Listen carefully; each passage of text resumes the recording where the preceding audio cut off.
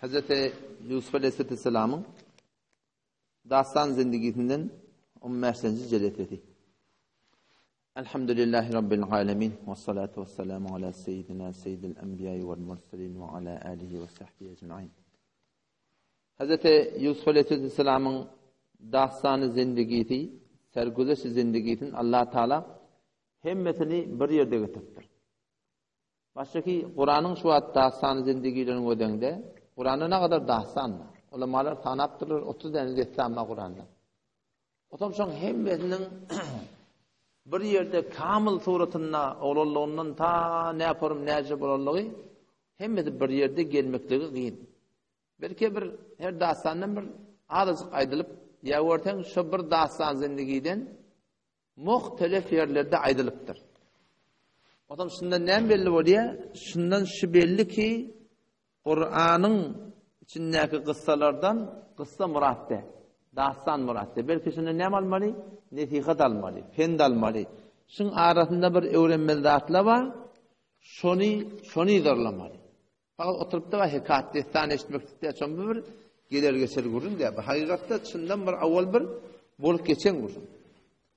Otan nihayeten ştada bir şey dağıtları var. Ulemalar işaret ettirler. Men şu ulemaların işaret şuna göre menne size Allah'dan togap hantama vurup aytıp vereyim. O da vakti ki şu iki nefer zindana giriyor. Hazreti Yusuf Aleyhisselam bilen. O da Yusuf Aleyhisselam vakti ki zindana girenine şu taada ne kadar zindan ne biliyor? Zindan. O taada adam öldürenin zayi. Kulası oğulluğu denin zayi. Hıyanet edenin zayi. Zindan bir doğru adamın zayi değil. Meğerin ki bir gödağır yalak belli adamı da böyle bir güne düşsün zindana. O da bolmayan ne? Yani umumi suratında zindan bir form bir adamın zayi. Ama Hazreti Yusuf Aleyhisselam vakti ki şu zindana giriyor, şolan hemen mehr muhabbet etmeye duruyor. Şolar bilen alışmana duruyor. Şolar bilen koşuşuyor. Şolar alışıyor. Ona hayatın nimetiyye. Şolar Hazreti Yusuf Aleyhisselam'ın bir qava adamlığını boynalıp da şuna tabi oluyorlar zindanda. Pes nemen belli diye ulemalar ki bir adamı ki dini rahmet çekecek.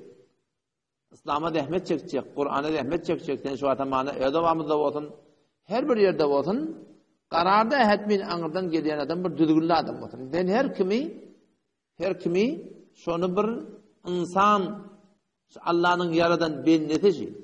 Şul tiyde hürmetsunna bağ deyip ne etmeli? Şu heykel bilen, şu fehmine oturuşmalı. Ebu Hasan Harqani rahmetullahi aleyh derbazasını yadığını mısık diyordu. Ebu Hasan Harqani rahmetullahi aleyh Harqanma bastan bitmeyen bir yaktı. Şun derbazasını yadığını mısık ki anırdan gelen adam çörek deyip geliyor kapıdan kavma. Her kim olsun. Yahudi olsun, Mesihi olsun, botperest olsun, her kimse kapıdan çörek deyip geldi kapıdan kavma. O ne deyip? Çünkü Rabbim Allah'ın şu kadar tiylik ediptir ki sana can veriptir. Bizim ne? Allah'ın veren nanını bundan kaytaracak ediptir diye. O zaman şu taydan biz de şu camiada her şekilde, her sınıf adamların biz oturuşmalı, alışmalı, şuna davet vermeli. Hidayet kimin eline? Hidayet Allah'ın eline. Belki bizim ödümüzün sabit kadam durmaklığımız hem Allah'ın eline. Şu adı günü 30 rekat namaz okuyat, elin kavuşup dursun, ehdine sıratır mıstakim. Bizi doğru yola sallayanda. Biz avval doğru yol gidip yata. Şu doğru yol haysi yol şu. Sıratallezine en'amte aleyhim. Şundan mutberilen adamlar var. Peygamberlerin yolu, şehitlerin yolu, sıddıkların yolu, salihlerin yolu. Şolun yolunda ne yapma biliyor musun? İstigamet var. Gayim durup durlar. Ta ahiret çelliyim. Muşkilatlan önüne. Tefakti biz Allah'dan dileyip ehdine sıratıl müstakim. Bizi doğru yol sal. Şu doğru yola bile İslam'ın yolu. Ama şu doğru yolla bir ulaqan bir gereklilik neme? Gayim durmaklık. Son abad olmalı. Hidayette durup tamamen şu dünyadan imanlı gitmektir. O zaman mabadaki biz camiada her bir adam buraya milli alameller. Bulan da bol şunu. Falan da bol şunu. Belki belli de şu millik gerekli Allah Teala emetin. Bizi tutamalı. Her kaçır adam bilen oturuşmaklık gerek, alışmaklık gerek, davet vermek gerek. Hidayet kimin eline? Hidayet Allah'ın eline de.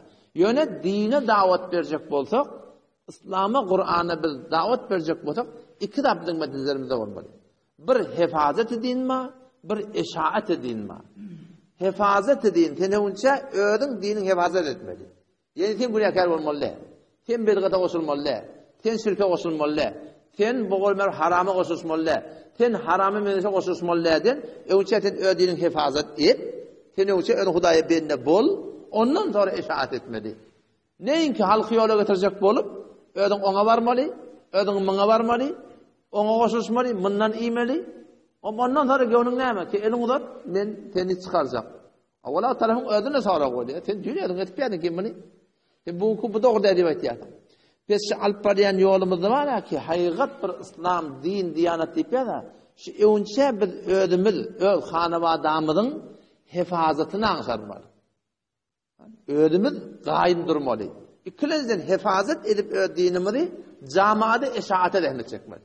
Bizle bolmaýar ki biz goşul söýli, jamaany hen menjelatdan çykarjak. O ne? Şu hedabet bir adam bir guya gaçypdyr. Şeyden bir nejatyda giripdir.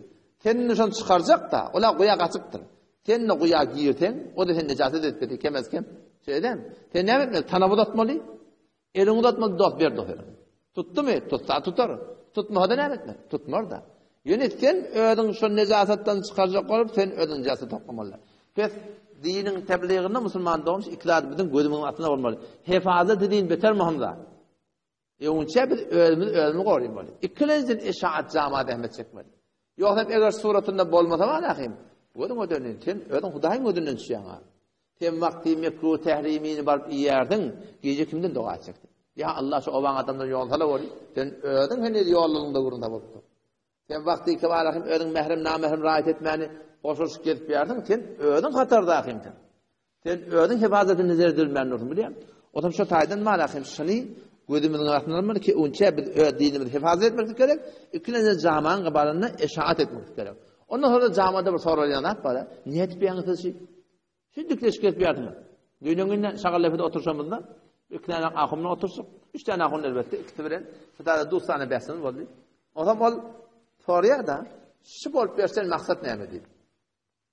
CD vurup, oğlan dökleşip maksat enjam vazife değil. Maksat näme? Enjam vazifede. Peygamberler näme diýip gelip borçupdyrlar millet bilen.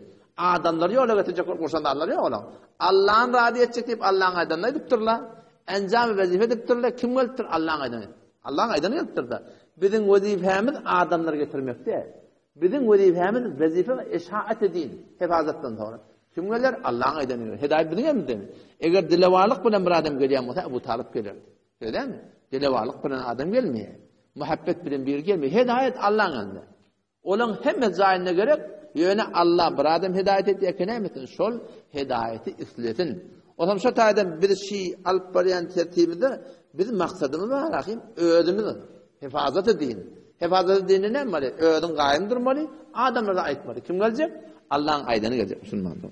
Otam şu zatlar inşallah gödüň atyna kitap, bizim asly maksadymyz enjam wazife. Kim geler? Allah'ın aýdany geler. Ol gaýpdyr ödüne biziň gelmeli kidatdy. Otam şu taýdan inşallah ýene bir nokta bar. Ki vakti Hazreti Yusuf Aleyhisselam şoň arahyna girýär, zat etýär. Otam ol iki nefer diş görýär bilýär. Otam şu diş görenne Hazreti Yusuf Aleyhisselam şoň dişlerini yormaly bolýar da. Yormaly bolanda näme diýär? Zalika mimma allamana, zalikuma mimma allamani Rabbi. Şu dişin yorgudy, meniň Rabbim maňa öwrden zady diýär. Indi bu bir form ştady yani barakim bir izhar fazl edipdi da. Men näşe nigmat bad edipdi bilýär. Ini bir form ödün öwýän ýalakdy. Meňa şu nigmat berildi. Dalikuma mimma allamani Rabbi. Ulamalar ştada nokta edipdirler. Keten bir jeme bar ýardyň, bir üçmeleňe bar ýardyň. Her wagt her zamanna şu taada sen şu oturan üçmeleň taňa etimad etsin diýip, kawatda bir Allah'ın beren fazlyny. Aga sen baba kimi aýsady men çok ip çykdym. Seni tarap bildirecek bolýar ki men sen aýtýan bir tawadyň de. Sen Sahih Buhari diýen, Sahih Buhari baba diýer sallyk. Şu forum bir Allah'ın beren fazlyny, Allah'ın ihsany diýip, şu jeme öz bir tawat diýerin sabit etjek bolup aýtmaklyk näme? Şu riyade şi. Şu riyade belki näme? Şu jeme dawat berýän hakka garşy, hakkı doğru düşünýäniň düşündirjek bolup näme diýerdiň? Özündäki baza bir kine fezail aýtýar da. Allah tamaşy tawfik berdi. Men şu forum şu ýetip ketmeýär. Men ölüm şeýle getmeýär. Dedem. Şun suratını aýtmaklykda bir ilat ýok. Ondan sonra ulamalar ýene bir nokta edipdirler. O da şu ki ştada vakti ki ya iki neferin dişini yormalı oluyor da birinin defesinden gelip kuş nemet iyi yaşaydı. Şöyle kellem defesinden kuşap çörek alıp barayan kuş gelip kellemden iyi yan çörekten iyi etti diye. Ondan sonra neme? O birdeki yankı en gurda adı tıkıştırıp bırakayım şaraptat beceriyen etti dişinde. O zaman ikisinin de yorgudunu Yusuf Aleyhisselam Allah'ın böyle bilip dursun bir yere dağıtılacak. Ama o bir yerde mi necat tapacak? O zaman stada ama şun hava dişlerin yorunu sonra falan değil. Sen dağıtılacak. Sen necat tapacak aytmaz solara. Ne yapar etti? Birine form olacak, birine bu form olacak dedi. O zaman ulamalar stada nokta çıkarttılar. Sen birine kefaydanda şu kefi avdallah aytmadı. Niyetin doğru olandan sonra avdallah aytmadı. Ve de eğer adam alıp barayan yol hak batı 3 saat gerek. Önce de niyetin doğru olmalı. Niyet doğru olmalı. Ondan sonra var akıyım, tertip de doğru olmalı. Ondan sonra var akıyım, aytyan kefin de doğru olmalı. Aytmaklıkta bir kurulmalı. Niyetin doğru, kefin de doğru, yani aytmaklık var. Ama işte karşına aydan mutava tene dağıtılacak, ona yüreği yarılacak onu. Şeyde mi? Tenerde dağıtılacak dedi, ne kadar bolan şekilde. Erdin alıdan bunu saat altta dağıtılacak dedi bir gün. Şekilde bir yatar mı? Şol kefaydanda bir forma etmeli ki tarap berdaş etsin, qavrak süntün, qavrak etsin. Önder padişahın bir diş görüptür diyelim. Padişah diş görenine o diş görüptür ki diş görüyor, dişin yormalı oluyor. Diş görüyor, dişin yormalı oluyor. O zaman birini yorduruyor dişini. Diş görüyor Allah'ın birini. O zaman o yorununa bir form görüptür, padişahın qaharı yoktur. Padişahın dişini yoruyor, onda Cenab-ı Padişah salamet hava. Senin ettiği doğan kardeşin hemmeti senin ölecek. Hever katına Arap oturuyor. Doğan kardeşin hemmeti ölecek dedi. Ama kaptandan sonra yeni bir Cenab-ı Padişah meyteni dişini yoruyor dedi. Ne mi dedi? Onun sen yorulduğun su oluyor dedi. Sen hemme doğan kardeşinden kendi yazacak dedi. Onun bana hoş oldu. İki bir kep dersin şeyden. Şol aytacak Kur'an'ın kefaydamızda niyetimiz halislikten sonra şu kefe avudan aytmaklık gerek. Katılık bilen, zat bilen bolmaya, sücülük bilen, muhabbet bilen, şimdi hatta imkan şu ne etmeli, rahat etmeli ki mabada bedin marahim bir lehnimizin tontluğu dağıtlığı tebep olamadın ki bir adamın marahim Allah'ın yolundan daşışmaktığını. Ondan sonra ştadan Yusuf Aleyhisselam'ın dastanı zindigisinin iyiydi. O iki tane yoldaşına aitti şeyle, sizin birine gidecek, padişahın sağıyti olacak. Padişahın içerini, yerini, adını veriyen olacak. Sonra avvalla iki neferden nane sönne, biri padişahın yandatlarını getiriyen, biri de padişahın aşpedi. Padişah mesum oluyor, nevlik mesum oluptur, tebiple teşhis veriyorlar, kesin taamda tem uyuluptur. Kim uyuptur bunu? Belli ya taamda uyulupturlar, ya içkide uyulupturlar. Şu ikisinden nane veriyorlar, inne herkes şarap, içkini, adını, suyunu getiriyen, o necat tapmalı oluyor. O yankın aşpede ne etti? O da hıyanat ettir. O da şu suratının varakın dağına atılmalı oluyor. O tam Yusuf Aleyhisselam stada şunlara ait diye ki şeyle amma ahadukuma ya sahibi sicin ey 2000 doğatımdan nani doğatım amma ahadukuma emma sizin biriniz sen birin değil mi? Amma ahadukuma sizin biriniz feyeski rabbahu khamra öz eyetine başlanıyor mu? Hamr içtirecek, arak şarap içtirecek.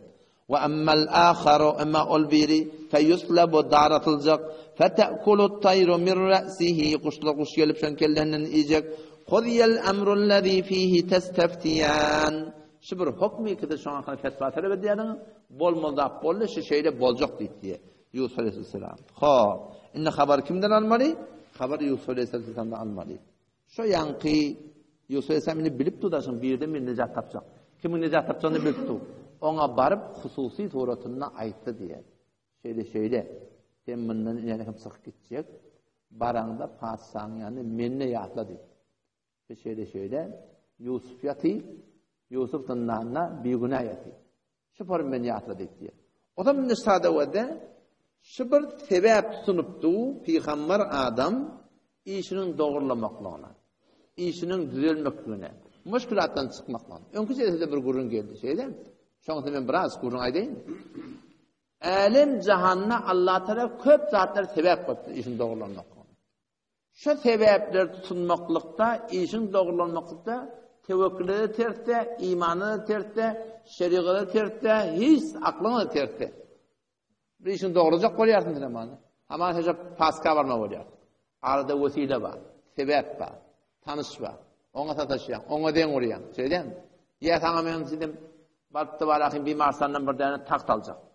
O ham sen işte vesileyle var da, sebeple var. Ona itiyan.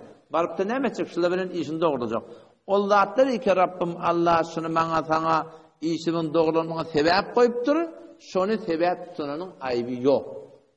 Ama arada bir sidatlar eğer bolsa, ki şolar sebep de bolsa, şeriat taydan sebep koyulmaptır şunu. Şeriat taydan şunu etmeklik icazet verilmeyaptır. Şu tayda şunu sebep tutmak doğrudur. O ne mi haramdatlar var aman. Aman bir gele narahat boldu.